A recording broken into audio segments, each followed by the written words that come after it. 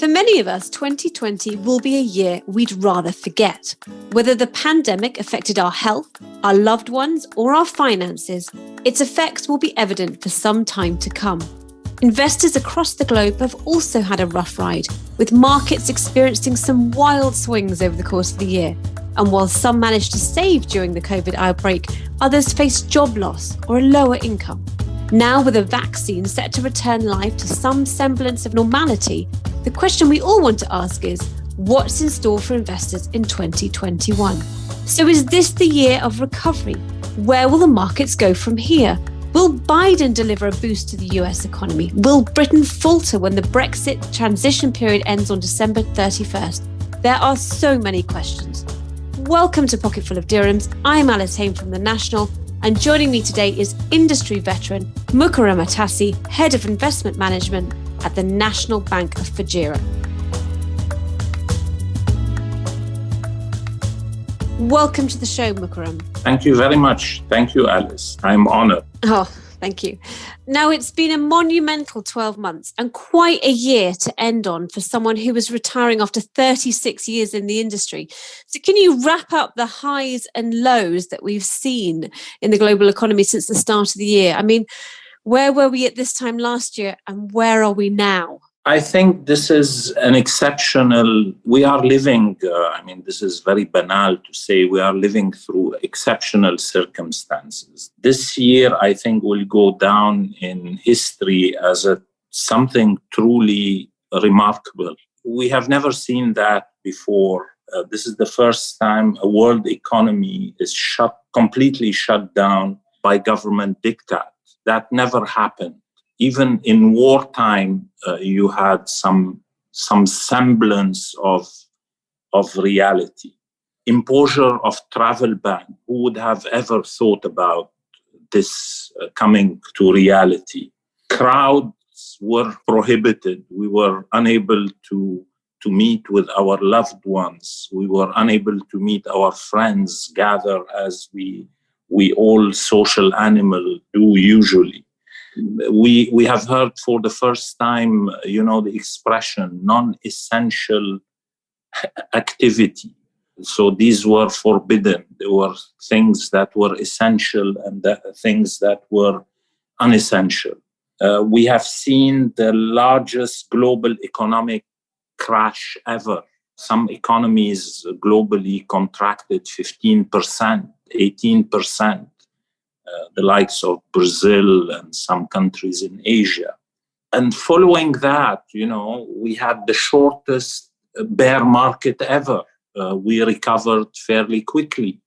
Markets having anticipated what was lying ahead, basically the fiscal stimulus, the easy monetary policy, money flooding, the governments were no longer concerned about deficits, etc. They were ready to spend everything on supporting the economy. So that gave the markets a big boost. And we have seen the shortest bear market in history, hardly three weeks to a month. And following that, we have seen new record on the Dow Jones, on the Nasdaq, etc. Now, this pandemic also has revealed accelerated tendencies or trends that were already with us. So it really accelerated the digitalization. We never thought that we would be able to conduct something like we are doing today over a digital telephone, and you, Alice, sitting in London and I'm sitting here in Dubai.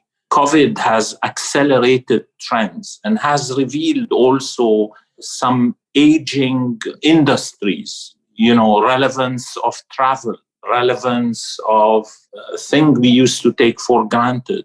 And this has impacted asset prices accordingly. So we have seen sectors in the recovery I was talking about earlier.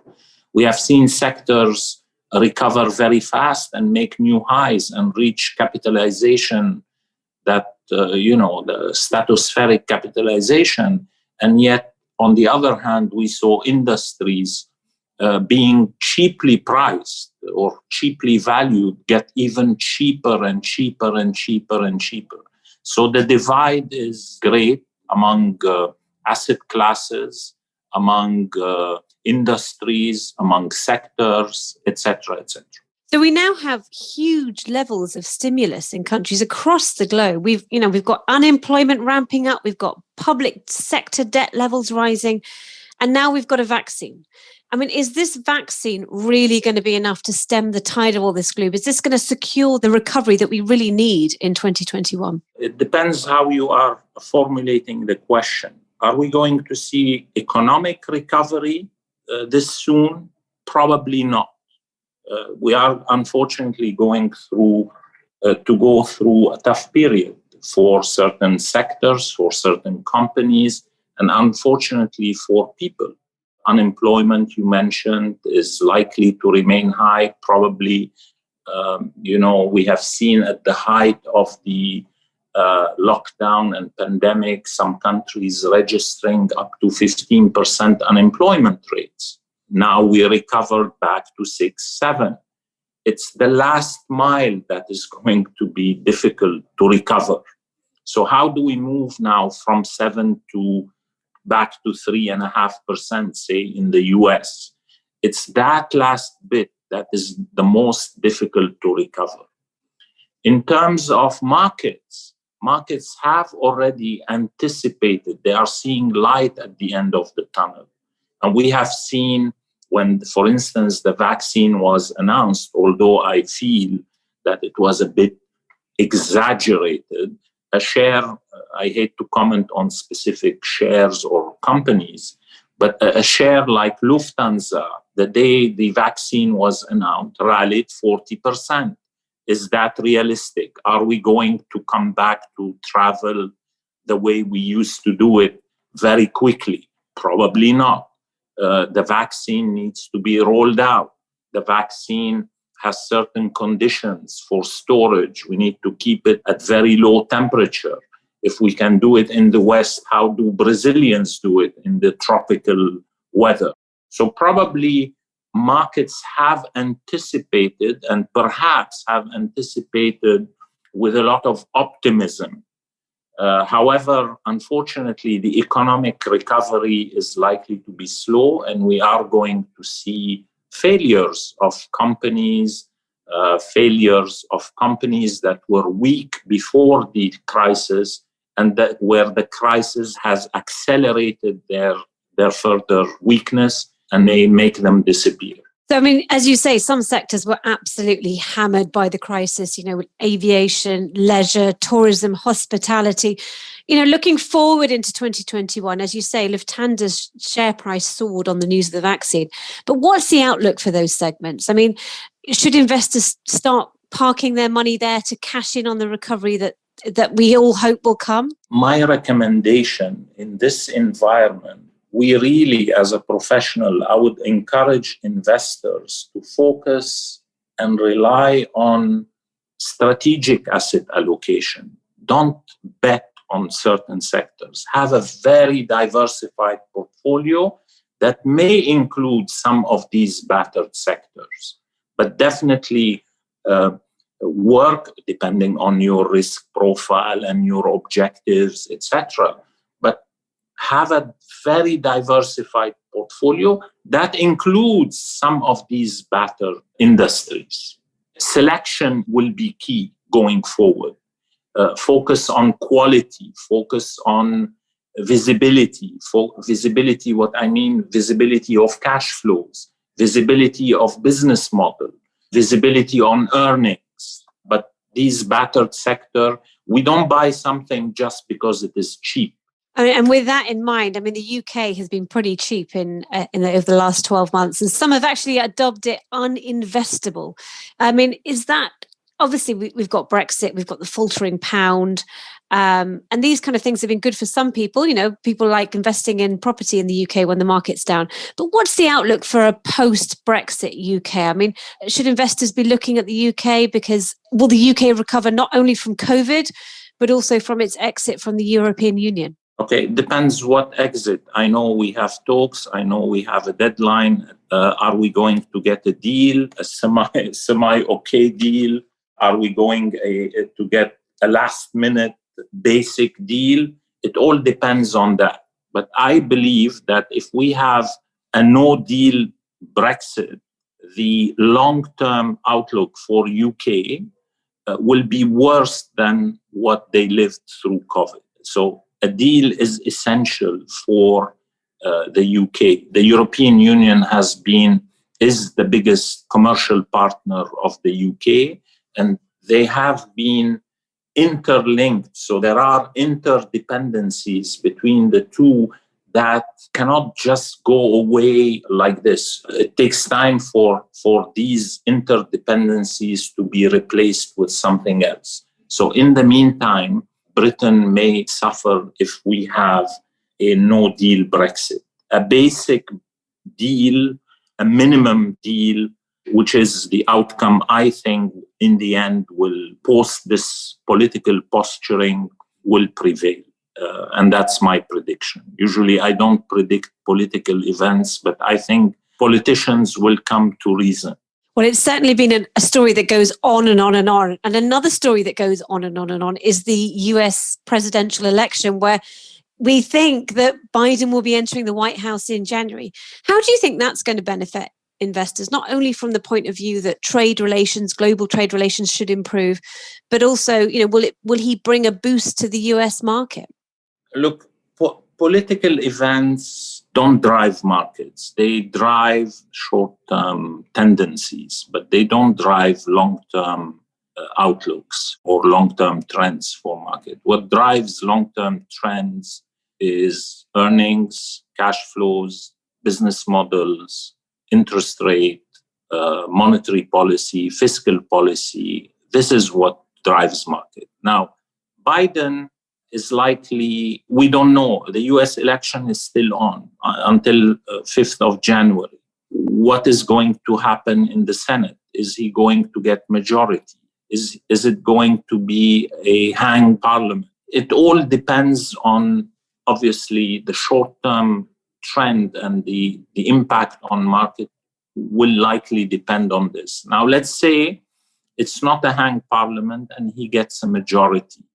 The likelihood of a bigger fiscal stimulus will definitely entice the markets to go higher, will likely invigorate certain sectors. And I'm thinking of the green economy sectors or the greener economy. However, it is likely to increase the deficit of the United States, because Democrats are typically known to be bigger spenders and fiscally less responsible. What does that mean to the market? A weaker dollar, slightly higher interest rates. So, but it's very difficult to predict. One can predict a political outcome, but we cannot predict what this political outcome will necessarily, or how it will be necessarily interpreted by the markets. Absolutely. But I mean, with the potential of a weaker US dollar, what about other key currencies such as the pound, the euro, and the yen? I mean, what should we expect in those areas?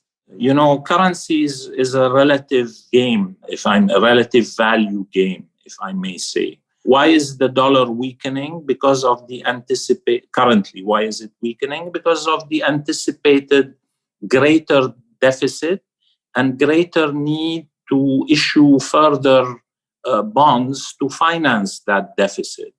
Now, the US is starting from roughly 110 debt to GDP, where the European Union is starting at around 70% debt to GDP.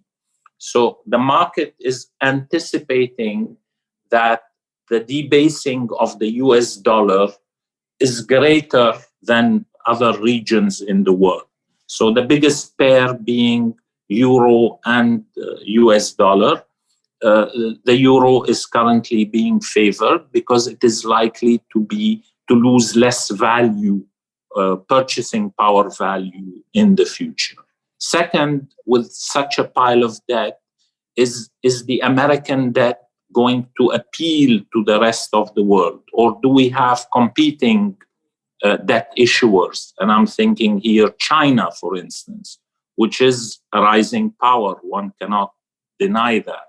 Rising technological power, economic power, political power. So we are starting to see that duopoly between the US and the Chinese that will attract some money flows, some flows into China. So this is probably why the dollar is weakening. However, I don't expect a sharp weakening of the dollar in 2021. Interesting. Now, with that in mind, we have very low interest rates at the moment, and this probably won't be the year to store your money in cash necessarily.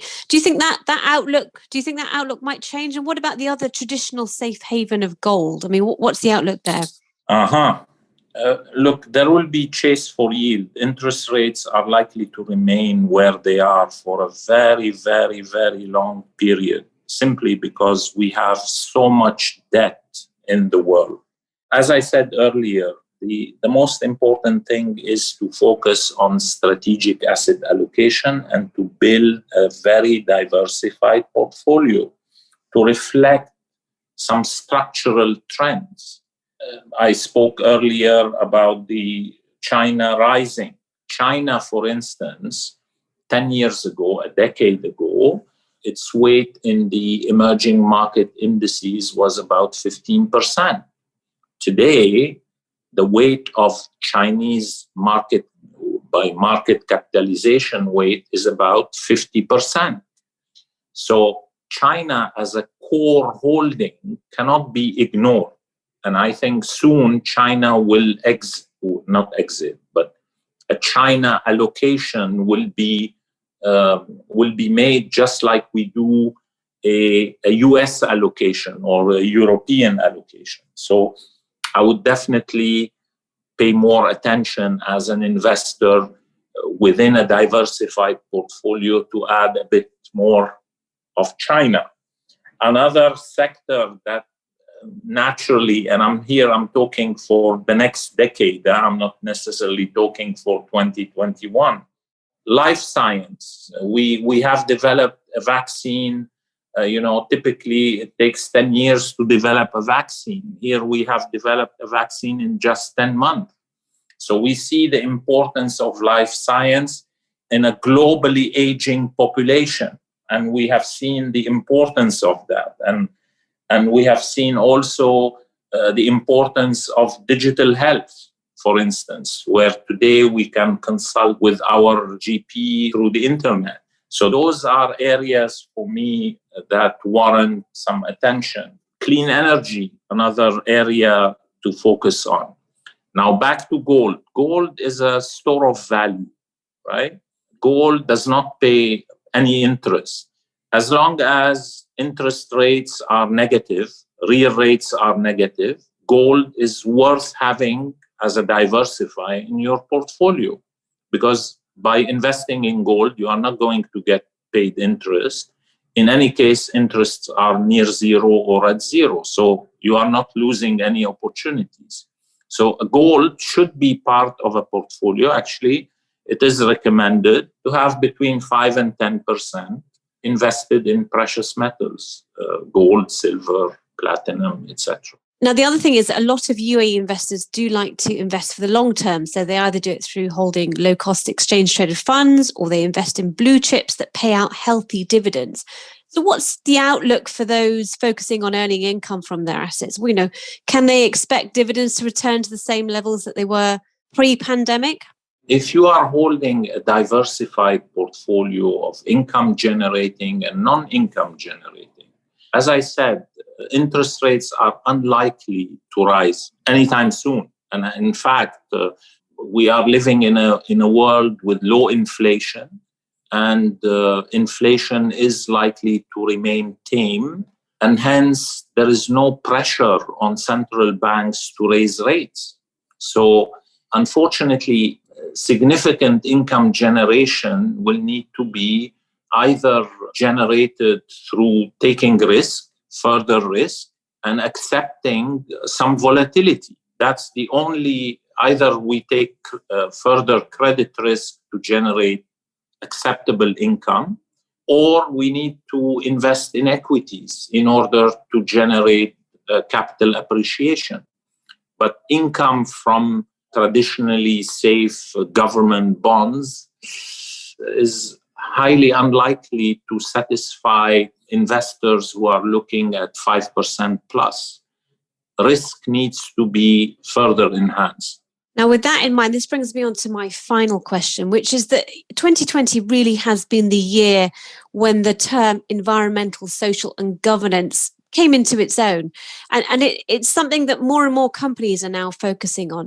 So do you see that becoming fully entrenched in the investment landscape next year? Oh, very much so. I think we had, if I may say so, a two-dimension world where we had risk versus return. And we have just added a third dimension, which is qualitative extra financial dimension, which is social governance and environment, where this needs to be incorporated as an investment guideline to be used forward. Just simply, it has been proven that companies that follow ESG norms are less risky, are better places to work for. They have a greater retention of staff. They are able to attract talent. And there are many companies around the globe that are just doing that, and their market capitalizations are very much rising and very much appreciated by investors, because they know that if we have strong ESG, we are unlikely to have nasty surprises. And I think of Wirecard, for instance, the German card payment solution company that has committed fraud. So a good ESG managed company is unlikely to run into these surprises and are a magnet for talent. And we are in a world competing for talents. Well, that is definitely a positive note to end on. Thank you very much for joining me today, Moukarram. Thank you, Alice. Thank you this week to Moukarram Atassi. If you would like advice on your personal finance issues, you can write to me on pf@thenational.ae. And remember that PF stands for personal finance. Please do subscribe to the podcast in your podcasting app to receive weekly updates, and also leave us a review so we know what you think. This episode was produced by Arthur Edison. I've been your host, Alice Haine.